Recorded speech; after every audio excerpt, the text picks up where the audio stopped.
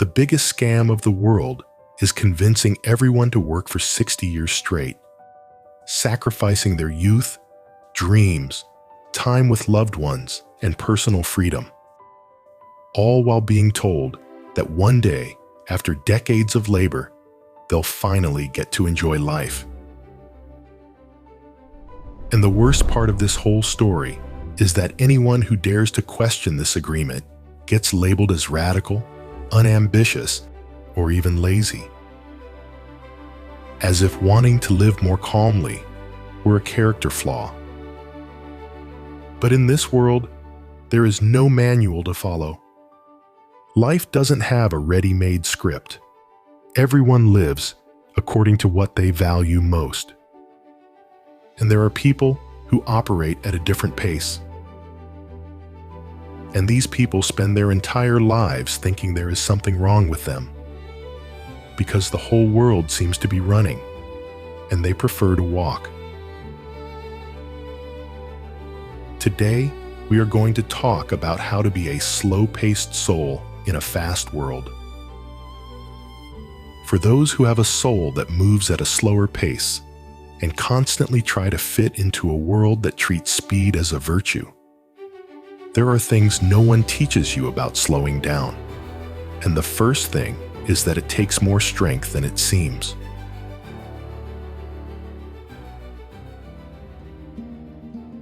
There's something that happens to those who live at a slower pace. The environment around you constantly communicates a message. If you are not exhausted, you are not trying hard enough. And this pressure doesn't just come from work. It comes from conversations with friends and from family gatherings, as if living with tranquility were a phase, not a choice. As if living slowly were just a pause before getting back into the race. What few people realize is that those who live at a slower pace absorb everything with more intensity. Each word carries more weight. Every noisy environment drains them more. The nervous system of these people functions like an antenna that picks up signals that most people ignore. They notice the change in tone of voice, the energy of a room, and the weight of a word that no one else noticed. And that is an enormous strength. But in a world that confuses sensitivity with weakness, this strength becomes a burden.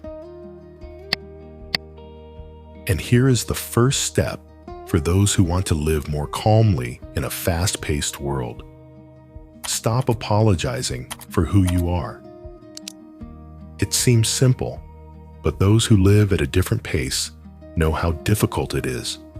Because every time someone questions your choices, you feel like you need to justify your existence. And the truth is that you don't need to explain anything. No one needs a reason to prefer peace. But let's get one thing straight. Slowing down isn't the same as standing still. This confusion is what most holds back those who choose this path. Because people on the outside look and think that those who live with less urgency are wasting time. But it's the opposite.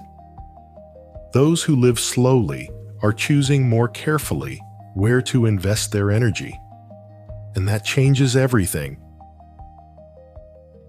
Think about this for a second. The average human life is only about 4,000 weeks. That's it. 4,000 weeks. And yet, we spend a huge chunk of that time just reacting, giving away our days to things and people that don't actually matter. We've been conditioned to believe that doing more is the same as living more. But the math just doesn't add up. You can check off 1,000 tasks in a month and still not have a single memory that actually nourished your soul. We are the most productive generation in history, yet we are also the most exhausted. Are you actually filling your life, or are you just watching it pass by? The world sells the idea that quantity is a sign of a rich life. But those who have experienced slowing down know that true wealth lies in depth. A calm morning where you prepare your tea with the light coming through the window, enjoying the simple moment of the life you chose, which nourishes the soul in a way that no type of consumption can. And the second thing might be the hardest of all. Protect that space, because the world will try to fill every piece of silence you create. And if you don't have clarity about what really matters to you, you'll end up giving in. You will say yes when you want to say no. You will leave when you want to stay. You will run when you want to just walk. So living slowly requires a skill that almost no one practices: the ability to say no without guilt. Every time you say no to something that doesn't serve you, you are saying yes to yourself. And that silent yes is what sustains everything.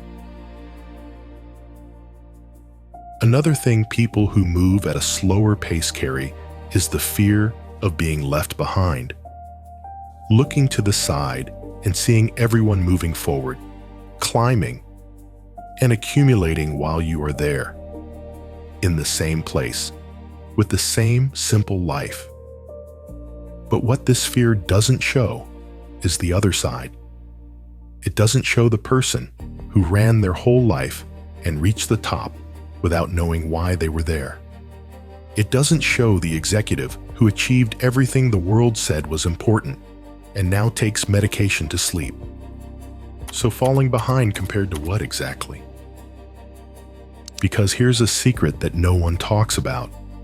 Most people who are running don't even know where they're going. They are following a script that was handed to them.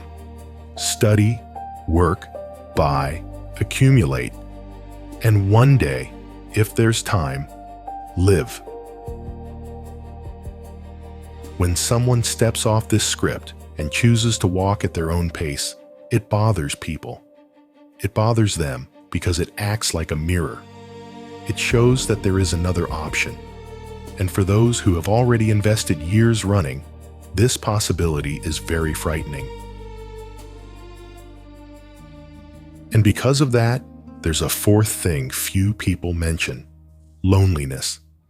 And not the loneliness of being alone, because those who live at this pace generally like being alone. The loneliness of not being understood, trying to explain what you feel, and seeing on the other person's face that they simply don't understand. What helps in these moments is understanding one thing: you need to keep your authenticity, and you only need a few people who understand you. People who look at you and say, "I know who you are, and it's okay." That's enough. That's what sustains you. Protecting your authenticity matters more than you think. It shows up in small, almost invisible choices. It shows up in the way you speak, in what you choose to engage with, and in what you leave behind. You don't need to adjust your rhythm to be understood. The people who are meant to be in your life won't need a different version of you. They'll recognize you as you are. And the more you stay aligned with yourself, the simpler everything else becomes. So if you've made it this far and recognized yourself in any part of this conversation, I want to tell you something. The world will keep running. That's its nature, but you don't have to run along. You can walk. You can stop when you need to. You can sit and breathe while everyone rushes past you. And yet, you will arrive exactly where you need to arrive. Because the destiny of those who live with intention isn't a destination. It has always been a way of existing.